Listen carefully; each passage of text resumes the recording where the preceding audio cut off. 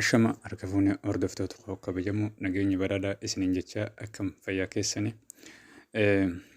Har'aan tana sagantaa ajaa'ibaa takka isiniif qabadeen dhufe tanarraa beekumsa argattan jee yaadu. Kanaaf hammadhuma sagantaa teenyaatti na waliin turan affeerraa tiyya garuutu osoo sagantaa hin jalqabneen duratti warri haaraa taatan kan gara chaanala kiyyaa dhuftan akka subscribe naaf gootanii maatii naaf taatan asumaaniin isinitti dhamadha. Sagantaan guyyaa har'aan tanaa maal yoon ifeettan biyyoota gaanfa Afrikaa keessatti hariiroo obbolummaa jabduu waliin qaban tan baay'ee waltumsaa turan jechuudha. Baay'ee waltumsaa turan. Amma garuutu qawwee walitti deeffatanii tuntiyyaa irratti wal dhabbii guddaan isaan jidduutti deemaa jiru. Walirratti hoomii takkaa'u ajandaa garaagaraa guyyaa guyyaarraan oofaa jiranii. Biyyi tun lamaan eenyuuf eenyu jettan Itoophiyaa fi Suudaan jechuudha. Itoophiyaa fi Suudaan akkuma beekamu rakkoo siyaasaa hamaadha qaban. Keessattuu Itoophiyaan rakkoo siyaasaa hamaadha qabdi jechuudha. Rakkoon siyaasaa Itoophiyaa maal yoo jettan rakkoon siyaasaa Itoophiyaadhaa waggaa 150 guutuu anaatu si beekaadhaan kan uummata isii cafaa uummata isii ajjeesa uummata isii hidhaa uummata isii biyyarraa baqachiisa turte Itoophiyaan ilaa hagaa irraan tanaa waan san keessaa booda dhabde jechuudha. Fakkeenyaaf yeroo ammaan tana hayyoota siyaasaa Oromoodhaa kan badii takka malee mirga uummata isaaniitiif falman mirga ifiitiif falman fuudhanii hidhanii badii takka malee jechuudha. Deddeebisanii qaaxiroo deddeebisanii baallama bas guyyaarraan baatiirraan waggaa lakkoofsisuuf deemaa jirani. Kanaaf hooggantoonni siyaasaa kunilleen amma yeroo ammaan tanaa dhiibbaa jabduu irra godhaa jiran gara Oromootiin mootummaa Itoophiyaa dhiibbaan jabduun irratti deemaa jira jechuudha. Gara biraatti lola naannoo Tigraay irratti illee dadhabbii guddaa uummata baay'ee addaan faffacaasanii uummata beelaaf saaxilanii uummata baqaaf saaxilanii wanni kun ammallee osoo fi fala hin argatiin deemaa jira jechuudha. Gara biraatiin hayyoonni siyaasaa Oromoo kunneen nyaata lagatanii jechuudha yeroo ammaan tana guyyaa 23ffaa jiranii.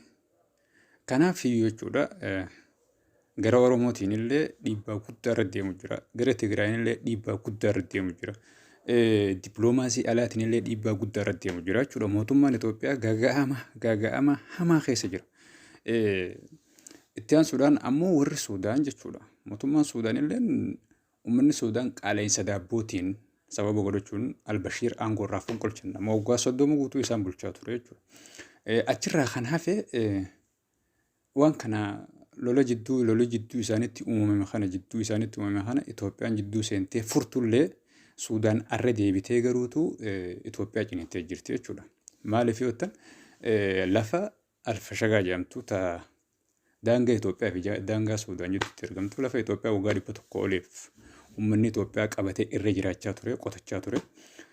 Suudaan waan kana lakkii naaf gadhiisii lafti hontiyyaa jechuudhaan bara hedduu irratti wal falmaa turani garuutu dhiyeenya kana bara 2000 kana keessa Itoophiyaan lafti santa Suudaanitti jechuudhaan daangaa kiyya keessa jirti.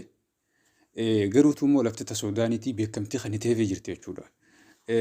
Mootummaan Suudaanilleen lafti tiyya garuutu qonnaan bultoonni Itoophiyaa akkuma dur irra jiran sanitti haa misoomsanii rakkoo hin qabu waan jiru irratti walii galanii ilaa haga ammaan tanaa garuutu hin sararamne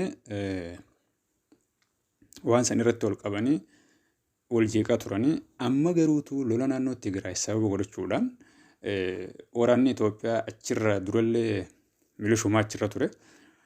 Waraanni Itoophiyaa achirraa haga tokko achirra jiru karaa Tigraay waan fideef waan silaa daangarra jiru guutuu karaa Tigraay waan fideef mootummaan Itoophiyaa san sababa godhachuudhaan garana dhufan waraanni Suudaan ka'anii lafa isaanii parsantii 90 deeffatan jechuudha. Achirraa tuttuqaa qonnaan bultoota Itoophiyaadhaa qabeenya isaaniirraa ari'uu waan isaanii gubuu lafarraa buqqisuu akaanis ajjeesuu ture jechuudha. Garuu mootummaan Itoophiyaa waan kana hunda calleesseetu mallaalaa ture. Amma garuutu halkan edaa jechuudha. Halkan edaa kaambii waraana Itoophiyaa haga tokko qabattee jirti jechuudha Suudaanii. Akka BBC'n afaan Oromoo ministeera dhimma alaa wabeeffachuun gabaasetti Suudaan tuttuqaa baay'ee oofaa jirti. Suudaan mataa isiitiif rakkoo siyaasaa qabdi. Rakkoon siyaasaa tamiyoon ifettee qaala'insa jireenyaa hamaa qabdi. Umar al-Bashir akkuma reefu isin jedhe sababa daabboon qaala'insa daabbootiin aangoo irraa fonqolchanii jechuudha. Ammallee sababni kun osoo fala hin argatin biyya duraan qoqqobbiin Ameerikaa irra turte diinagdee keessatti laamshoo taate amma dhiyeenya bayyanachaa jirturti kanallee furuu dadhabanii jechuudha. Daabboon haga dur caalaa qaala'oyte jechuudha. Ammallee uummanni hiriirra jira jechuudha. Ammallee uummanni hiriirra jira. Kanaaf rakkoo siyaasaa jajjabduutu na qabdi. Daangaa irratti isaan lachuutu wal tuttuqaniin tarii gara waraanaatti seenuu malanii jechuudha. Itoophiyaan waraanaan humna hagamii qabdi. Suudaan waraanaan humna hagamii qabdi. Itoophiyaan addunyaarraa waraanaan meeqaffaadha. Suudaan waraanaan meeqaffa jirti. Itoophiyaan addunyaarraa 60 jirti. Biyya ollaa keenya Suudaan ammoo tan amma Itoophiyaadhaaf isiin wal afaan dhabbachaa jiran 73 jirti. Akka Afrikaatti garuutu Itoophiyaan 6ffaa Suudaan 10ffaa jirti jechuudha. Biyyi lamaan tuni maal qaban meeshaa lolaa kan jiru irratti takka takkaaniin isiniif ibsee ergasii garuutu xinxala mataa kiyyaa isiniif laadhaa jechuudha. Humni waraana Itoophiyaa gama hidhannootiin xiyyaarota waraanaa 24 qaba jechuudha. Helikooftara ammoo 8 qaba. Taankii 365 qaba. Konkolaataa sibiilaa 130 qaba. Madfiiwwan 480 qaba. Meeshaalee rokotii dhukaasan 180 fi madfiiwwan xixiqqoo 65 qabaachuu dhaabbatichi kun himee jira jechuudha. Dhaabbatichi kun dhaabbata waggaa waggaan humna waraanaa biyyi takka qabduu fi baajata isiin baaftuufi wantoota garaagaraa irratti qorataa dhaabbanni kun garuutu waan qoratu kan irratti wantoota 50 ol bu'uura takkaa'uu sababa godhateeti waan kana parsantiidhaan kaa'ee jechuudha. Okay. Itoophiyaan nama miliyoona 108 qabdi. Kana keessa uummata miliyoona 108 ka ta'u keessa harki tokko jechuudha. Harki tokko nama 162 kan ta'an loltuu waraanaa teessuu jechuudha. Loltuu waraanaa qofa teessuu tan teessee loltu qabdi jechuudha. Okay. Amma Suudaanoo maal qabdi? Suudaan maal qabdi? Suudaan uummata miliyoona 45 qabdi. Loltoota 190 qabdi. Loltoota lafoo jechuudha 190 qabdi walumaa galatti. Itoophiyaa meeqaan caalti jechuudha? Loltuu 28 caalti jechuudha.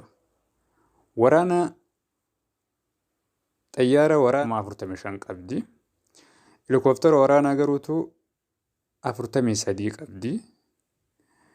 Taankiiwwan 830 qabdi. Konkolaataa sibiilaa 450 qabdi jechuudha. Amma Suudaan asirratti humnoota waraanaatillee Itoophiyaa caalaa qabdi. Xayyaara lolaa jechuudha. Xiyyaarota lolaatillee Itoophiyaa caalaa qabdi. Helikooftara Itoophiyaa caalaa qabdi. Taankiillee Itoophiyaa caalaa qabdi. Konkolaataa sibiilaallee Itoophiyaa caalaa qabdi jechuudha. Wanni amma Suudaan hin qabne ta'e Itoophiyaan qabdu maali? Suudaan madfiiwwan hin qabdu. Akka dhaabbatichi kun gabaasetti madfiiwwan takkaa'u misaa'ila rookeetii jechuudha. Halaala deemee waa dhahu hin qabdu jechuudha. Hubadhu asirratti jechuudha. Ammoo as keessatti waan ilaalamu biyyi takka hagam takka lola gaggeessite. Lola gaggeessitan keessattuu yoom lola ham moo'attee galte irraa aanuudhaan jechuudha. Kunilleen bu'uura ta'uudha mala akka xiinxala mataa kiyyaatti. Amma fakkeenyaaf Itoophiyaan Xaaliyaan lolte injifattee ofirraa ariite buqqaafte jechuudha. Soomaalii Ziyaad Barreetii wal lolanii injifattee ariite jechuudha. Hubadhu. Asirratti jechuudha wanti kuni Biyyi tun yoom loltee lola kana irratti injifannoo gonfattee galtee tullaa lama jechuudha. Amma fakkeenyaaf Suudaan humna namoota jechuudha siviilii nama isii nama miliyoona 45 qabdi. Waraana illee Itoophiyaa caalti. Meeshaalee lolaa guutuun Itoophiyaadha caalti. Wanni isin hin qabne saarofa takkaa'u rookeetii qofa isin hin jeetiin jira. Achirraa ammas biyyi lamaan tuni wanni isin hin qabne xayyaara tiraanispoortii hin qabdu. Lachan isiitu xayyaara tiraanispoortii hin qabdu jechuudha. Okay, amma yoonii fi lolli kun ta'uu taate eenyutu miidhama? Eenyutu miidhama? Biyyi lachuutu rakkoo siyaasaa irra jirti. Siyaasaan ammallee dadhabduudha. Dhoohan qabdu. Kanaafuu biyyi lachuutu ni gaagamti. Irra guddammoo Itoophiyaa gaagama. Maaliif mootummaa nama ajjeesaa, mootummaa biyyaa baqachiisaa, mootummaa beelaa uummata saaxiluu malee mootummaan uummataaf yaadu gonkumaa hin jiru jechuudha. Kanaafiyyuu Itoophiyaan rakkoo siyaasaa daran ammaa kana caalaa gara diinagdeetiin, gara dippiloomaasiitiin wantoota garaagaraatiin rakkachuudha malti. Akkasii hordoftoota kabajamoo na hordofuu keessaniif baay'een isin galatoomfadha. Warri maatii naaf hin tahin haga yoonaa akka maatii naaf taatan asumaan isin dhaamadha. Sagantaa biraatiin haga wal arginutti nagannaa tura fayyaa naaf ta'an isiniin jaa. Ulfaadhaa bakka jirtanitti fayyaa naaf bulaa horaa deebanaa dagaagaa.